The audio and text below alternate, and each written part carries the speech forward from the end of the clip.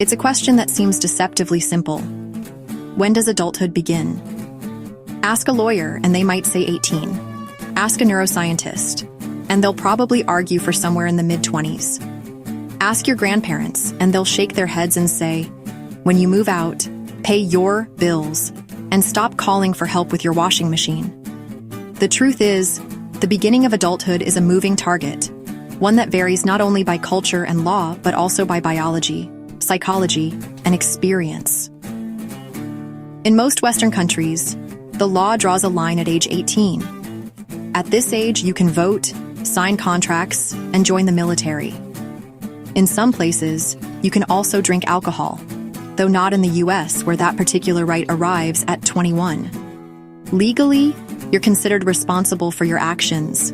If you commit a crime, you'll be tried as an adult. On paper, you've crossed the threshold, but the law is a blunt instrument. It needs to draw clear lines, even when human development doesn't work that way. Just because someone turns 18 doesn't mean they magically gain emotional maturity, financial literacy, or the ability to remember where they left their keys. The law tells us when adulthood begins in the eyes of society, but not necessarily in the mind or body. From a neurological standpoint, adulthood arrives later, much later. The human brain continues developing well into the mid-20s, especially in the prefrontal cortex, the region responsible for decision-making, impulse control, and weighing long-term consequences. This is one reason why insurance companies charge younger drivers more. Statistically, people under 25 are more prone to risk-taking. Research in developmental psychology backs this up. Adolescence isn't a brief detour between childhood and maturity. It's a long, winding road that stretches from the early teens into the third decade of life. The World Health Organization now defines adolescence as lasting up to age 24. If the brain is still under construction, can we really say someone is an adult at 18? In many cultures, adulthood isn't marked by a birthday, but by rites of passage. A bar or bat mitzvah, a quinceañera, a graduation, a marriage ceremony. These events symbolize entry into adult responsibilities. But do they really confer maturity? Modern Western culture often lacks a clear rite of passage. Instead, it offers a scattershot of firsts. The first job, the first apartment, the first failed attempt at assembling IKEA furniture without crying. Some move out at 18. Others stay with their parents into their 30s, often for economic reasons rather than immaturity. In a world of delayed milestones, where people marry later, buy homes later, if at all, and often change careers multiple times, adulthood becomes less about hitting a specific age or event and more about a gradual process of becoming. Adulthood isn't just about legal status or brain development.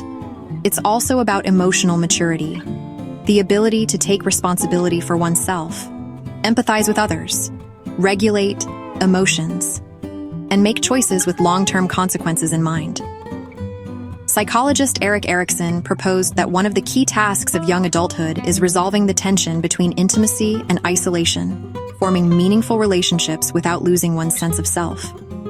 This doesn't always happen on a set timetable. Some people reach emotional maturity in their teens. Others struggle with it for decades. There's also the question of identity. Adolescents and young adults are still figuring out who they are, their beliefs, values, and goals. The emergence of a stable sense of identity is often considered a sign of adulthood. But again, this can happen at vastly different ages for different people. There's a strong argument that adulthood begins when you become financially independent, when you earn enough to support yourself without relying on parents or caregivers. But in today's world, that's increasingly difficult. With rising living costs, student debt, and precarious job markets, many young adults find themselves in a kind of limbo. Legally adults, but economically dependent. This has given rise to the term emerging adulthood, coined by psychologist Jeffrey Arnett. It refers to the phase between adolescence and full adulthood, typically spanning the ages of 18 to 29. It's a time of exploration and instability, where people try on different roles, jobs, relationships, locations, in search of a more permanent identity and lifestyle. There's no single, universal answer. Adulthood is not a moment. It's a mosaic. It's part legal status, part brain function, part emotional growth, part financial stability, part self-awareness. It doesn't happen all at once, and it doesn't happen at the same time for everyone. Some people are thrust into adult responsibilities early due to family circumstances or life crises. Others delay adulthood intentionally, preferring to explore the world before settling down. Still others never quite feel like they've arrived, even in their 40s. Perhaps a better question is not, when does adulthood begin? But what does adulthood mean to you? For some, it's about being responsible for others. For others, it's about becoming comfortable with who they are. Some define it by actions, paying bills, owning property, raising children. Others define it by internal markers, a sense of confidence, stability, or purpose. In the end, adulthood isn't a finish line. It's a spectrum. It's not something that happens to you overnight, but something you grow into, unevenly, messily, with triumphs and setbacks along the way. And maybe the real secret of adulthood is that no one ever truly feels like an adult. They just get better at pretending.